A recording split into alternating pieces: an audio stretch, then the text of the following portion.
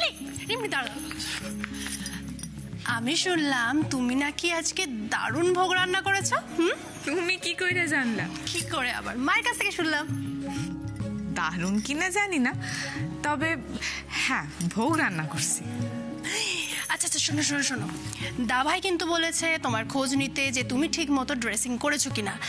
আর আমি তোমার খোঁজ নিয়েছি কিনা সেটা জানার জন্য অলরেডি আমাকে ফোন করে খোঁজ নিয়ে নিয়েছে। এই মানুষটার না কাছে গিয়েও কোনো শান্তি নাই। তুমি এরপর যদি উনি তোমারে ফোন করে, তাই তুমি কইও যে আমি ড্রেসিং করছি করছি করছি। রিমলি দাঁড়াও, কি গো তুমি বর খোঁজ নিয়েছে কোথায়? হ্যাপি হওয়ার কথা, তা না?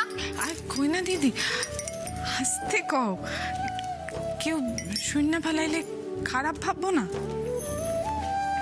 তোমার বর তোমার খোঁজ নিয়েছে? আচ্ছা, অন্যেরা শুনলে খারাপ কেন ভাববে গো? বলো। আরব কি হচ্ছে? তুমি বড্ড দুষ্টুমি করছো, তুমি তো আমার কথা শুনছো না। এ কি আরব দাদা, কি হয়েছে? আমি আঁকতে যাব না, আমি যাব না। চুপ আরব, একদম চুপ, একদম কাঁদবে না। দেখো না রিমলি একটা কথা শুনছে না। আজকেও ড্রয়িং কম্পিটিশন, কতবার করে বললাম ড্রয়িংটা প্র্যাকটিস করে নাও আরব। না, ড্রয়িং প্র্যাকটিস করবো না, কিনা ফোনে গেম খেলবো। খালি ফোনে গেম খেলা হচ্ছে না। আচ্ছা আচ্ছা আচ্ছা, ঠিক আছে। আরব এদিকে এসো তো, এদিকে এসো। আচ্ছা আরব, আমাকে একটা কথা বলো তো, তুমি যদি প্র্যাকটিস না করো তাহলে কম্পিটিশনে কিভাবে যাবে? আমি যাব না কম্পিটিশনে, আমি যাব না। কেন আরব দাদা, কেন যাইবা না? আমি পারি না আঁকতে, আমি যাব না কম্পিটিশনে, আমি যাব না। এই কি তোমারে যে আমি সেই দিন এতগুলো আঁকা শেখাইলাম, সব এত তাড়াতাড়ি ভুল লাগালা? দূর, ওই একই একা আঁকতে আঁকতে না আমি বোর হয়ে গেছি, আমি আর আঁকবো না। ঠিকই তো। তাহলে তো এটা বড় সমস্যার বিষয়। এই আরব দাদা শোনো,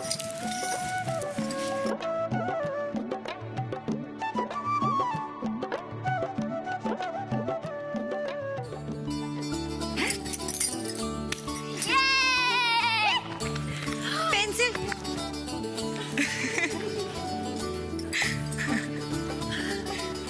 রিমলি, তুমি আরবকে কি বললে বলো তো, যে একবারে ড্রয়িং খাতা পেন্সিল নিয়ে আঁকতে বসে গেল? ওইটা কখন যাইবো না, ব্যাপার আছে। কি ব্যাপার? এখানে সবাই মিলে গল্প গুজব হচ্ছে দেখছি, এত দেরি হয়ে গেল, ব্রেকফাস্ট রেডি হয়েছে? বড় ম্যাডাম, আমি এক্ষুনি গিয়ে আপনার ব্রেকফাস্টটা নিয়ে আইতেছি। না থাক, তোমাকে যেতে হবে না। লোপা কোথায়? দিদি এই তো। লোপা একটা কাজ করো, অনেক দেরি হয়ে গেছে, আমার ব্রেকফাস্ট রেডি করে দাও, আমাকে এক্ষুনি বেরোতে। আরব কি করছো তুমি বেটা? ওয়াও, ড্রয়িং প্র্যাকটিস করছো? চলো চলো, আমরা ব্রেকফাস্ট টেবিলে বসে আঁকবো, কেমন? চল এনো, এসো এসো এসো এসো এসো, চলো।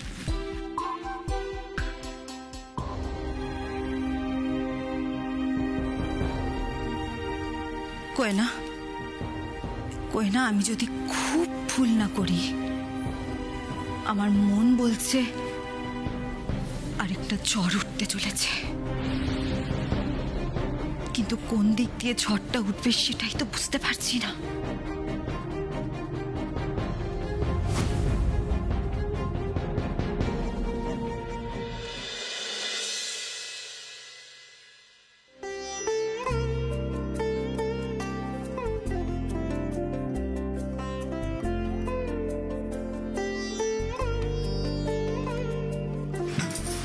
এ কি?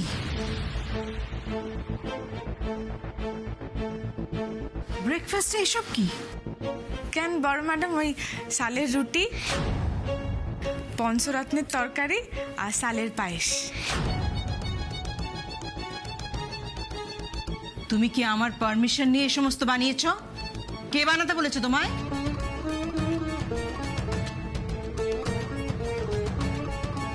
কি ব্যাপার লোপা? প্রতীকের তো মাথাটা খারাপ হয়েছে জানি, ছেলের সঙ্গে সঙ্গে তোমার মাথাটাও খারাপ হয়ে গেল নাকি? জানো না ব্রেকফাস্টে আমি কি খাই? আমার ব্রেকফাস্টের জন্য কর্ন আর সসেজ তো আমি অনেক আগে বলেছিলাম রেডি করে রাখতে, তাহলে এই সমস্ত খাবার এলো কোত্থেকে? আমি কি বলবো বলো দিদি, এখন তো এ বাড়িতে কাজের লোকেরা আমার মুখে লাথি ঝাঁটা মারছে। আমার কোনো ক্ষমতা নেই এখন এই বাড়িতে। আমার কথা কেই বা শুনবে বলো? আমি কি বলবো বলো তো দিদি? আমি রিমলিকে বলেছিলাম তুমি ব্রেকফাস্টে কি খাও, আমি বলেছিলাম বলেই হয়তো এইসব খাবার বানিয়েছে। আমার কথা তো এখন আর এ বাড়িতে কেউ শোনে না। না, আমার কি ক্ষমতা? ওর যা নিজের মনে হয়েছে তাই বানিয়েছে। আমি কি বলবো বলো? এত সাহস তোমার হয় কি করে রিমলি? না হয় দুদিন তোমার সঙ্গে একটু ভালো করে কথা বলেছি, তাই বলে তুমি মাথায় চড়ে বসেছো? আমাদের বাড়িতে কি ব্রেকফাস্ট হবে এখন থেকে কি সেটা তুমি ডিসাইড করবে? খাইয়াই দেখেন না বড় ম্যাডাম, বর্ষা মঙ্গলের ভোগ। ভালো না লাগলে না হয় আমারে কথা শোনাইবেন। Shut up!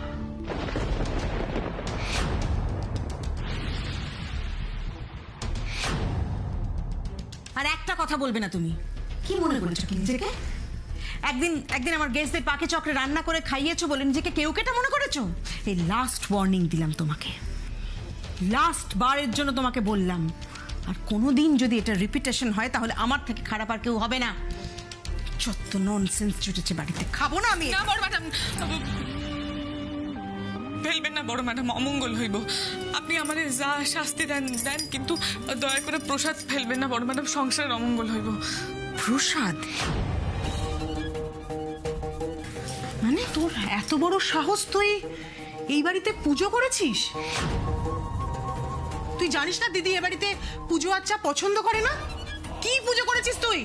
আর কোথায় করেছিস পুজো? এক্ষুনি বল দিদিকে, জবাব দে। আমার ঘরে। তোমার সাহস দেখে আমি সত্যি খুব অবাক হয়ে যাচ্ছি রিমলি। এই মুহূর্তে তোমার ঘর থেকে পুজোর সমস্ত কিছু সরিয়ে ফেলবে। না বড় ম্যাডাম, আর একটাও কথা শুনতে চাই না আমি। কথা যদি না শোনো তাহলে আমার থেকে খারাপ আর কেউ হবে না, এটা মাথায় রেখো। বড় ম্যাডাম, আপনি যা কইবেন আমি মাইনা নিব। আমারে যা শাস্তি দিবেন আমি মাথা পাইতা নিব, কিন্তু পূজার জিনিস সরানোর আদেশ দিবেন না বড় ম্যাডাম। এমন আদেশ আমি রাখতে পারব না।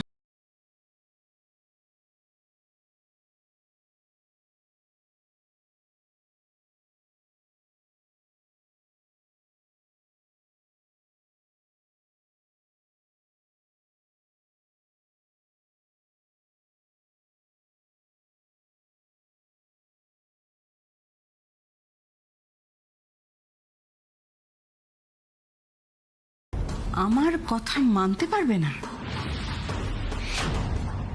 আমি যেটা বলছি সেটা মেনে চলতে পারবে না? আমার বাড়িতে আমি একটা কথা বলছি আর কেউ বলছে যে সেটা মেনে চলবে না। আমি জাস্ট ভাবতে পারছি না।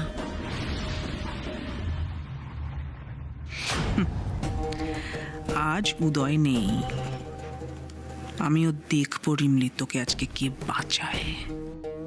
তোর এত বড় সাহস হয়ে গেছে? হ্যাঁ, তুই এই বাড়িতে দাঁড়িয়ে দিদির মুখের উপর কথা বলছিস? আজ অব্দি আমরা এতগুলো দিন হয়ে গেল দিদির মুখের উপর কথা বলার সাহস অব্দি করিনি। তুই দুদিনের মেয়ে, কি ভাবছিস বলতো তুই নিজেকে? না না ছোট ম্যাডাম, আমি বড় ম্যাডামরে আঘাত করতে চাই নাই।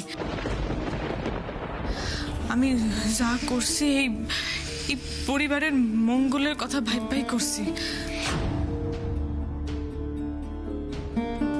বর্ষা মঙ্গলের পূজার ঘর যদি 7 দিন আগে তুললে ফেলাই তাইলে এই পরিবারেরই অমঙ্গল হইব।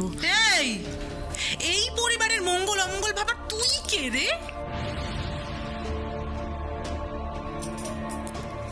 আমি জানি ছোট ম্যাডাম, আপনারা আমার এই পরিবারের কেউ ভাবেন না, কিন্তু আমি তো এই পরিবারের নুন খাইছি, আর যখন নুন খাইছি তখন এই পরিবারের ভালো মন্দ তো আমাদের ভাবতেই হইব। রে বাপ রে বাপ, ও দিদি, দিদি এইভাবে হবে না গো। এই মেয়ের মুখে মুখে প্রচুর কথা বেড়েছে। হ্যাঁ, এই মেয়ের মুখ বন্ধ করতে গেলে এবার কিন্তু মুখে নয়। হ্যাঁ দিদি, এইবার হাত চালাতে হবে, এইবার হাত চালাতে হবে। এই তোর এত বড় সাহস হয়ে গেছে? হ্যাঁ, তোকে না আমি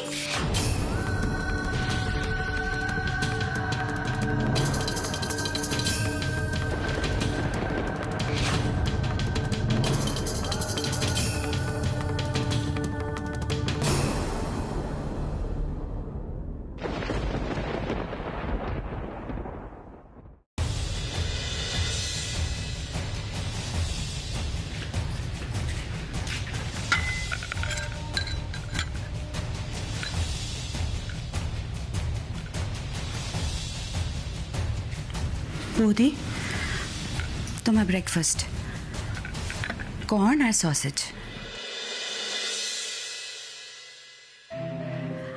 আশা করি এরপর আর কাউকে কারোর গায়ে হাত তুলতে হবে না।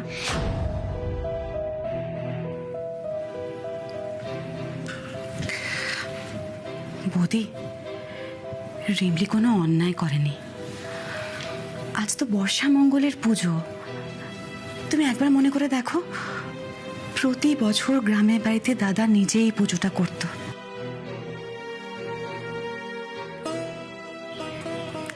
আজকের দিনে চাষিরা মা লক্ষ্মীর আরাধনা করে।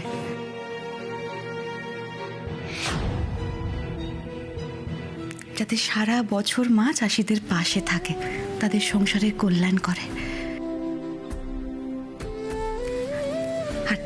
চাষিরা বাঁচে বলি তো আমাদের মুখে অন্ন ওঠে, তাই না? তুমি চালের রুটি নাই খেতে পারো বৌদি, তুমি ভাবতেই পারো যে চাষিরা নিজেদের মঙ্গল কামনায় যা পুজো করছে করুক, তাতে তোমার কি। কিন্তু বৌদি, তুমি যে খাবারগুলো খাও, যেমন ধরো এই সসেজ, কর্ন, এগুলো তো চাষিরাই ফলায়। এবার কি বলবে বলো?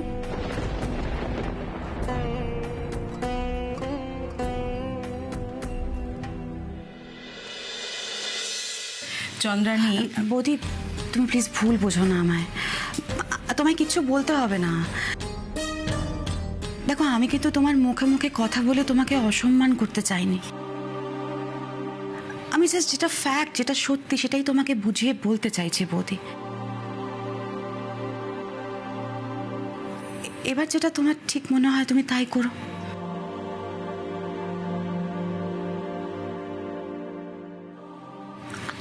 আরেকটা রিকোয়েস্ট আছে বৌদি, প্লিজ, আমি তোমার কাছে হাত জোর করে বলছি বৌদি, প্লিজ তুমি রিমলিকে ঠাকুরের ঘরটা সরাতে বলো না।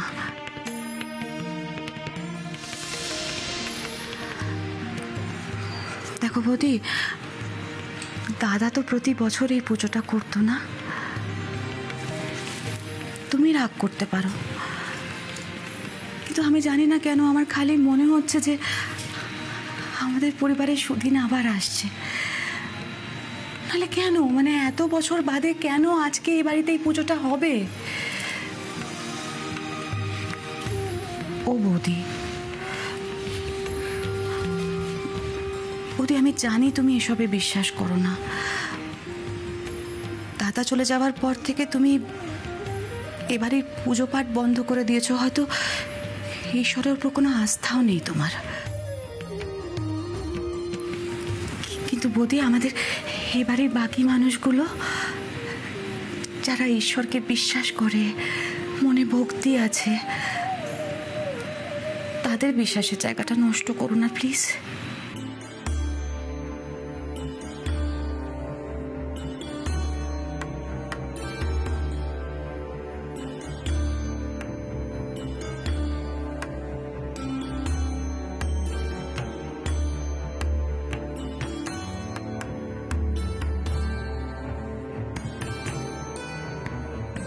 বড় ম্যাডাম প্রসাদটা একবার মুখে দেন। বড় ম্যাডাম মুখের সামনে থেকে প্রসাদ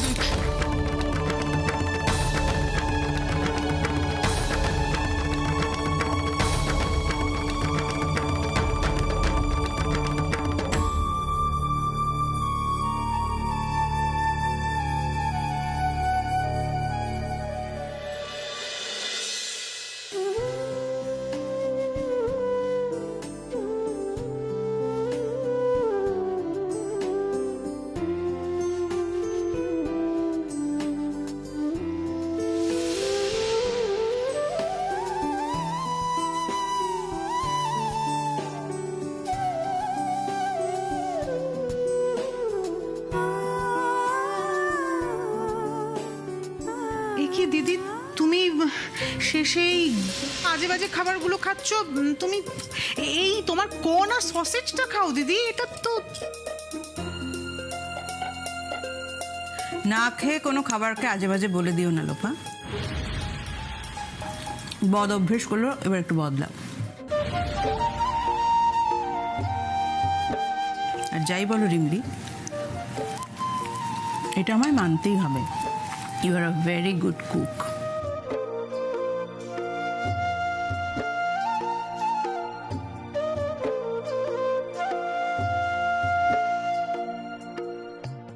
বড় ম্যাডামের কি তাইলে আমার রান্না ভালো লাগে নাই?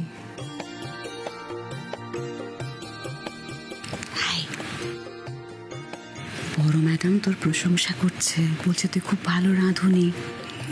হ্যাঁ,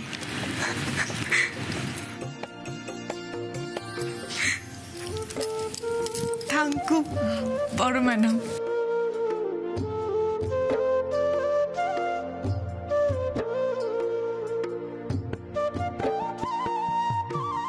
শেষে এই মেয়েটা তোমাকেও বশ করে ফেললো দিদি। ভাগ্যিস বশ করেছিল, তাই জন্যই তো বৌদি আজ অমৃত স্বাদের ভাগ পেল। আমি শুধু ভাবছিল পা, বাই চান্স যদি রিমলি বৌদিকে বশ করতে না পারতো, তাহলে কাল তোমাদের কি হতো বলো তো? কাল রিমলি তোমাদের জন্য যা করেছিল পা, তোমাদের উচিত সারা জীবন ওর কাছে কৃতজ্ঞ থাকা। দেখো, ও কিন্তু চাইলে কালকে প্রতীককে পুলিশে ধরে দিতে পারত, আর যদি পুলিশে না দিত, বৌদির কথা সায় দিলে তো তোমরা সবাই বাড়ি ছাড়া হতে, তাই না?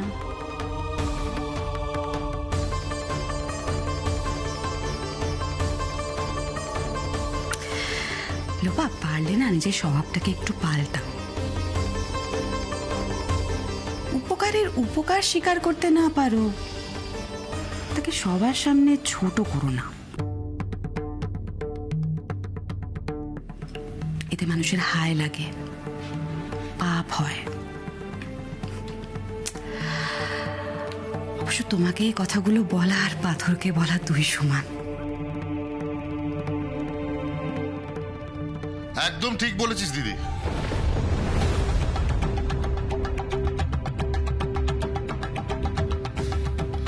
একদম ঠিক বলেছিস। কাল যা হয়েছে তার জন্য আমি সবার কাছে ক্ষমা চাইতে চাই। তুই কেন ক্ষমা চাইছিস ভাই? তুই তো কোনো অন্যায় করিসনি। হ্যাঁ সত্যিই তো, ক্ষমা চাওয়ার মতো কোনো কাজ কিন্তু তুই করিসনি ভাই। কিন্তু যে পাপ করেছে তার তো কোনো আত্মদংশন আমার চোখে পড়ছে না। কাল থেকে কিন্তু আমি প্রতীককে একবারও দেখিনি রিমলির কাছে ক্ষমা চাইতে।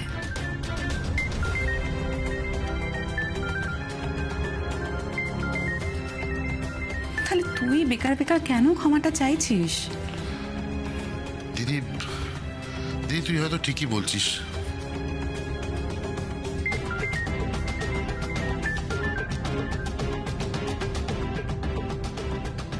আমার বা লোপার ক্ষমা চাওয়ার কথা নয়, কিন্তু কি করবো বল, আমরা যে প্রতীকের বাবা মা, ছেলে যদি কোনো অন্যায় কাজ করে আমাদেরও তার ভাগিদার হতে হবে।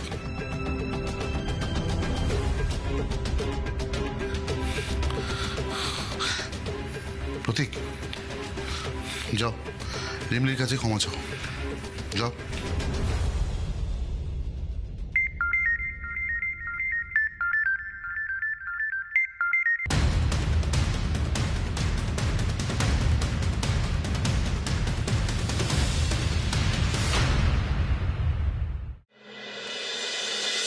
অদ্ভুত তো, ফোনটা সুইচ অফ করে দিল জিনিয়া। ফোনটা সুইচ অফ বলছিস? তাহলে এখন কি করবি? আমি সত্যিই চাই না যে আমার আর জিনিয়ার সম্পর্কটা এত সহজে ভেঙে যাক। দরকার পড়লে আমি ওর বাড়িতে গিয়ে ক্ষমা চেয়ে আসবো।